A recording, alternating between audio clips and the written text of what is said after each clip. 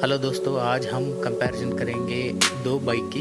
एक Harley Davidson X440 को Suzuki we-storm 250 SX के साथ, क्योंकि ये दोनों बाइक टूरिंग के लिए बेहतर है। तो हम आज जानेंगे कि इसमें से कौन सा मोर कंफर्टेबल है और प्रैक्टिकली कौन सी bike makes more sense. So price के हिसाब से तो काफ़ी अंतर है।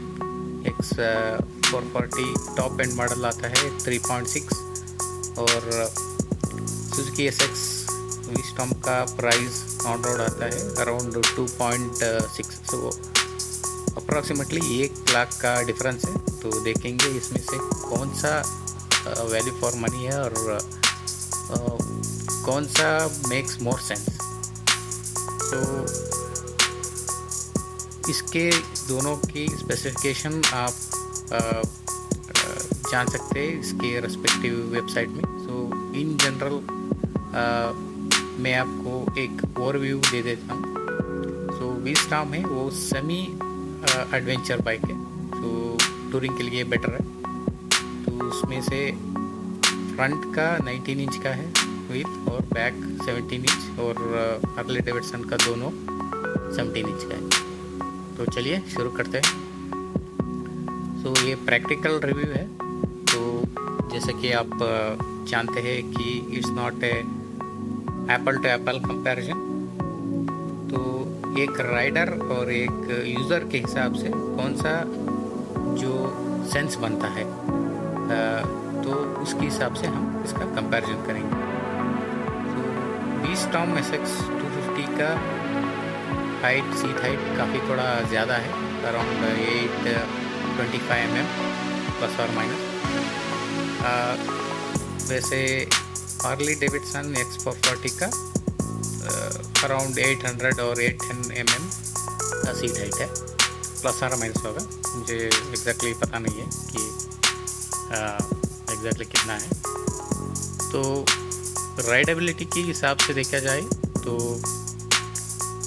दोनों ही अच्छे है, दोनों ही यूज़र फ्रेंडली है कि जैसे कि नया यूज़र इजीली उसको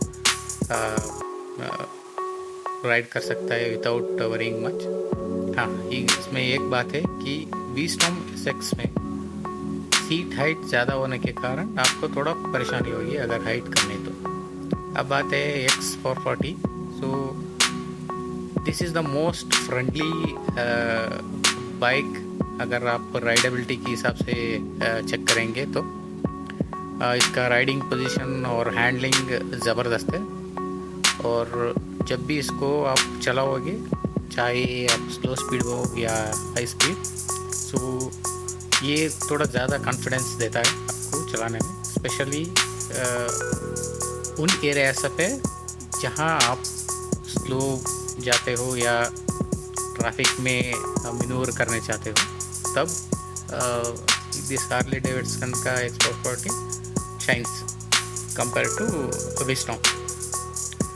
अभी इसमें कुछ ऐसी बातें हैं जो हार्ले डेविडसन को थोड़ा ज़्यादा पॉजिटिव पॉइंट्स देते हैं, जैसा कि इसका riding position first of all, और इसका जो टॉर्क है वो बहुत ज़्यादा होता है क्योंकि इसका 40 Nm टॉर्क जो 3000 RPM के हिसाब करीब आता है पूरा।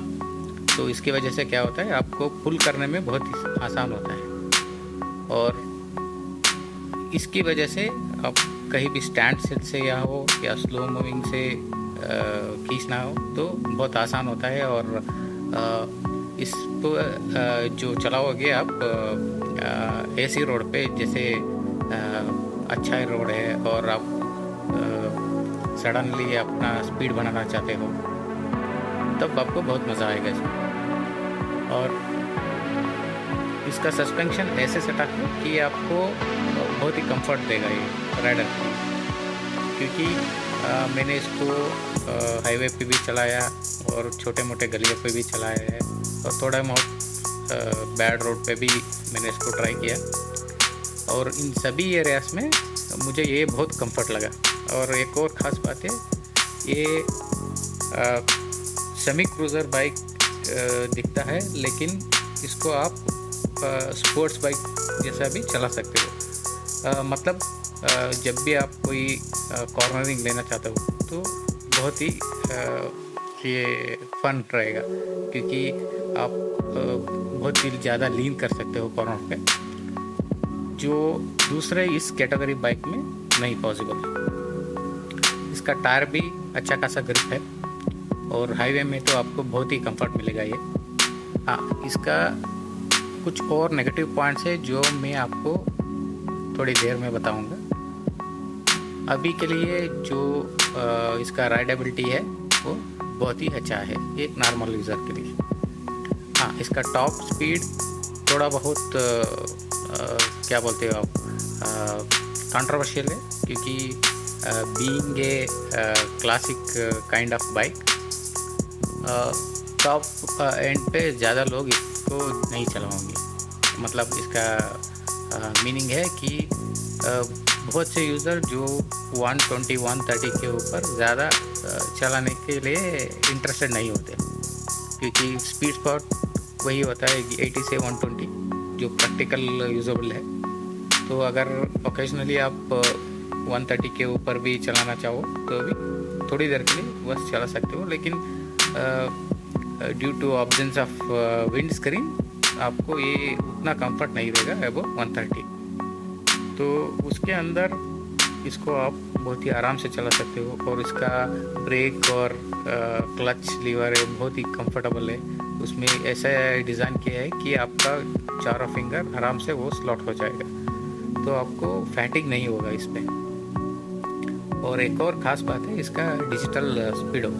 तो ये कितने भी लाइटिंग कंडीशन ख़राब हो या ज़्यादा हो, आपको ये पूरा इंफॉर्मेशन आराम से दिखाएगा और ये बहुत क्लियर है। अब बात है V-Storm के राइडेबिलिटी के बारे में देखने के लिए, तो यहाँ आपको मिक्स्ड बैग मैं बोल सकता हूँ, क्योंकि ये हाईवे के लिए बहुत ही सूटेबल है और मैंने इसको ऑफ रोड में भी चलाया है।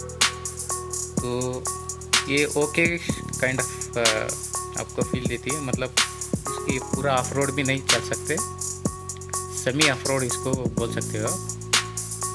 तो जो खड्डे है या थोड़े बहुत नॉर्मल ऑफ रोड है वो आराम से आप कर सकते हो, क्योंकि इसका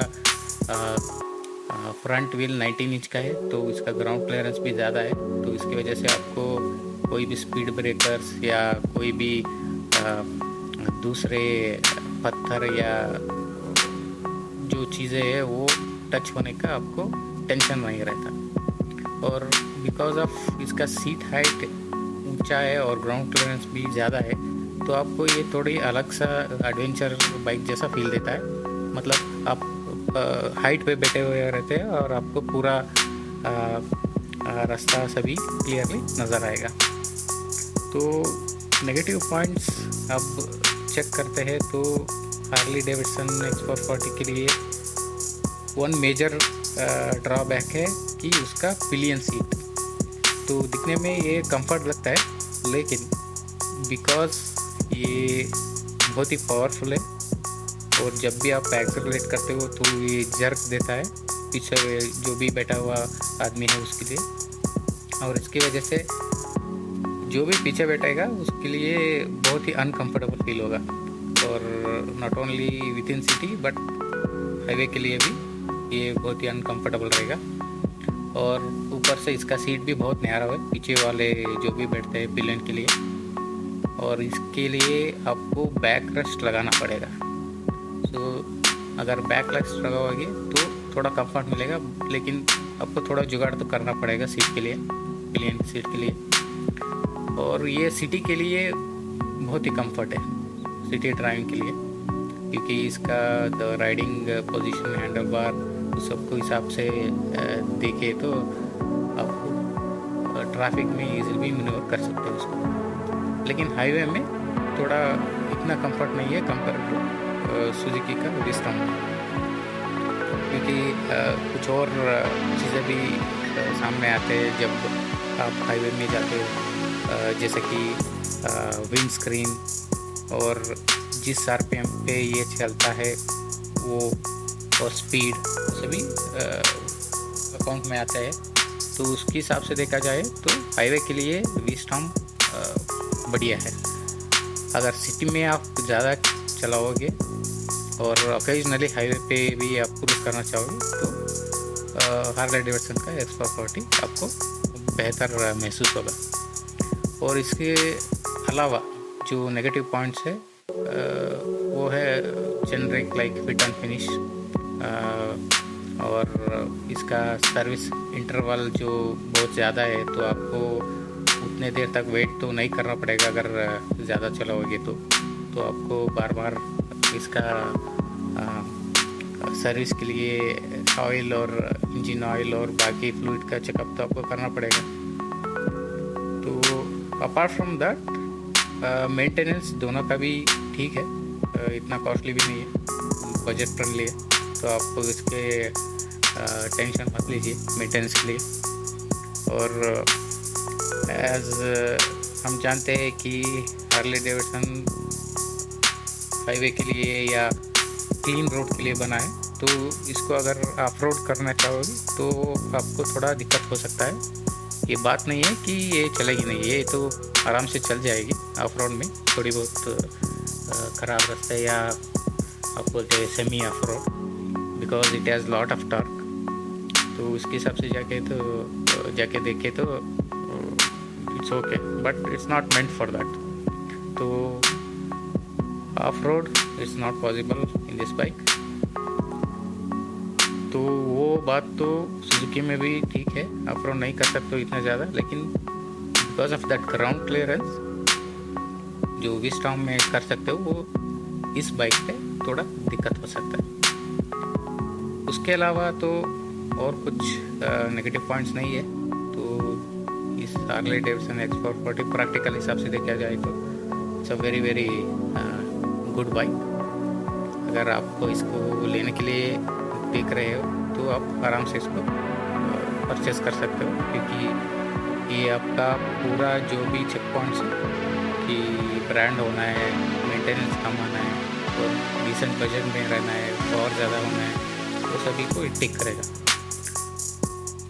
तो इसके अलावा अगर आप कुछ और देखना चाहते हो कि इससे भी थोड़ा पावर होना चाहिए आपको और आपको लिक्विड कूल्ड टेक्नोलॉजी चाहिए, तो आप कुछ और दूसरे बाइक्स लाइक ट्राम का 400 प्रिंस वो सभी चेक कर सकते हो। लेकिन प्रैक्टिकल हिसाब से तो ये ठीक ठाक है, तो आपको कोई कंप्लेंट्स नहीं है कि इसमें लिक्विड कूलिंग नहीं है या और कुछ फैंसी टेक्नोलॉजीज़ के बारे में, क्योंकि जो भी मैंने चला है 300-400 किलोमीटर, तो उसके हिसाब से तो हीट ज़्यादा नहीं है, इस पर हीट जनरेट नहीं आता। अगर आप ट्रैफिक पे चलाओ या हाईवे पे चलाओ, ये ऑयल और एयर कूल्ड ही मोड़ देने ना है। तो सुजुकी की वीस्टॉर्म में भी सेम टेक्नोलॉजी है, उसमें भी लिक्विड कूल नहीं है, ऑयल और एयर कूल्ड है। तो दोनों में भी आपको हीट की शिकायत नहीं आएगी या ये टेक्नोलॉजी ऑप्शंस की शिकायत नहीं रहेगी, तो आप आराम से इसको ले सकते हो।